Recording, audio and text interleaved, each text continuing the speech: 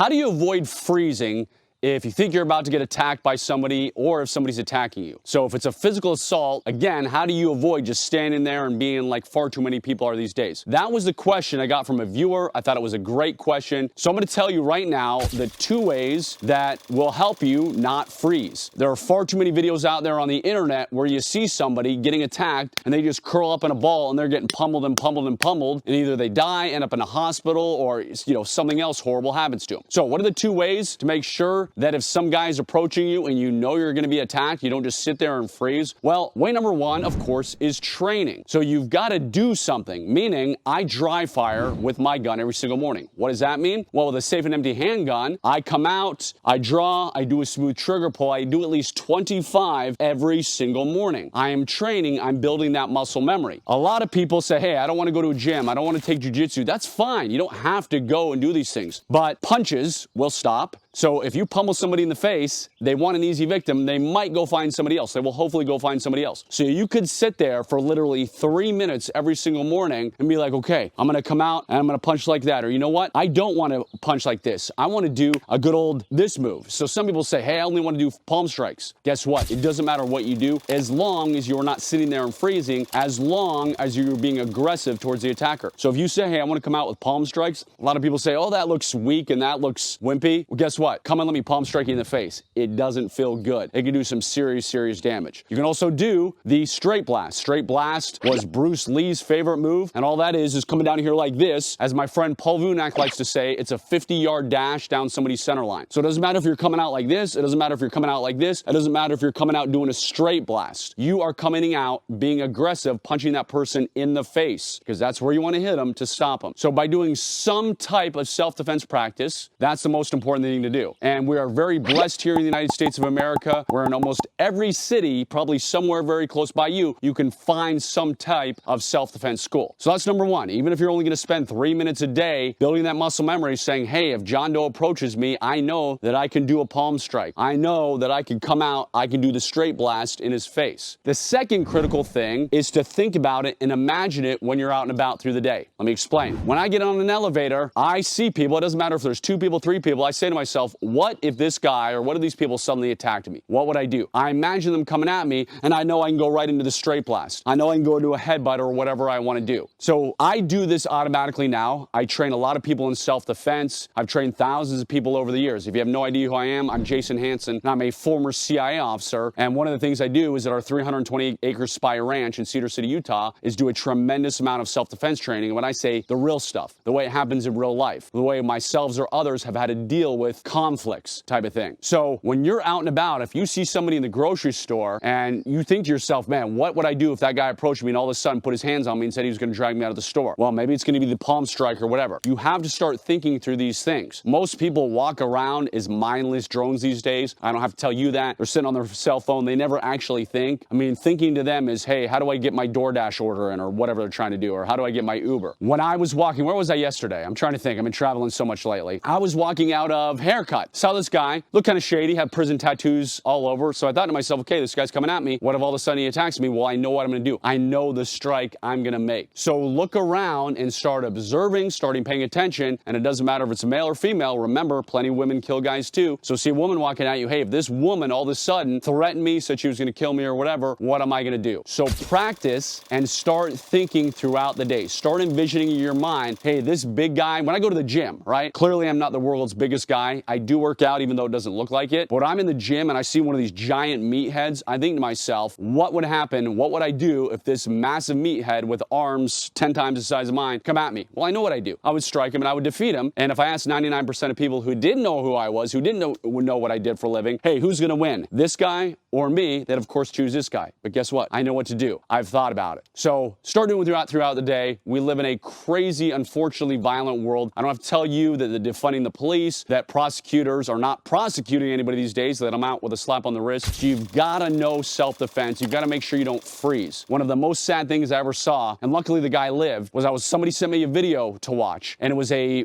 parking garage, and you see, it's the surveillance video. You see a guy and his wife, girlfriend, I don't know, but you see a couple walking to their car, and then out of the nowhere, out of the frame, you see this guy walk out, and he points a gun at him. And there's no audio whatsoever, but the guy is clearly shaking, nervous. The guy who is robbing him with the gun is yelling something at him. He walks up to him, he gets his wallet, and then, again, you can't hear this, but they turn around, so he obviously tells them to turn around and get on their knees, and it looks like, heaven forbid, it might be an execution, but the guy gets on his knees, he covers his head, and the criminal just reaches in more of his pockets. Nothing happened. Lucky for him. But unfortunately, criminals these days are so messed up, they will rob you and then kill you for craps and giggles. So you have to know how to defend yourself. You don't want to freeze. You don't want to be that guy curled up in a ball, bent over, who just got lucky that he wasn't executed. So please take care of your family. Please learn some type of self-defense. If I can help you, go to spydangerous.com. That is the very intense self-defense training that I do that is probably not right for everybody, but hey, you can be the judge of that, obviously. Another thing I would greatly appreciate if you do is subscribe to my channel. It would mean a lot to me. I would truly appreciate it. Also, have a wonderful rest of the day. God bless you. God bless your family. God bless America.